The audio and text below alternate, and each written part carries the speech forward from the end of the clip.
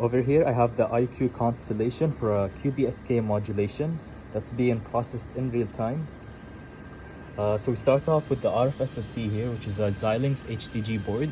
We have data converters on the same chip, and these data converters go up to 6 gigasamples per second for the DACs and 4 gigasamples per second for the ADC. Now for each channel, I utilize 2 DACs and 2 ADCs, one for the in-phase and one for the quadrature component. So now let's follow one channel. For this demonstration, we're showing 2 channels, but for now, let's follow one channel. We have the quadrature and we have the in-phase component.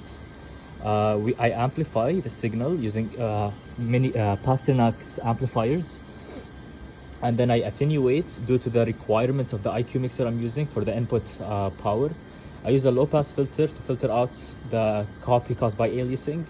I take the signal and I modulate it with the IQ mixer from Marquee Microwave. And then I drive that channel with a specific LO frequency. For this example, this channel is being driven by 3.3 gigahertz. I'm using the BNC generators for the signal, for the frequency as a frequency synthesizer. So this is channel 1. This is the RF output. This is channel 2 and RF output. This is channel 2 RF output.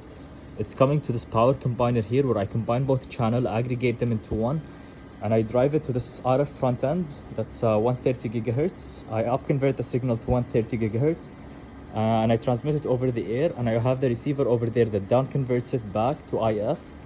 And then I follow the same procedure where I demodulate with an IQ mixer and I bring it back to baseband. I filter, amplify, and then I go back to the board where I sample the signal. And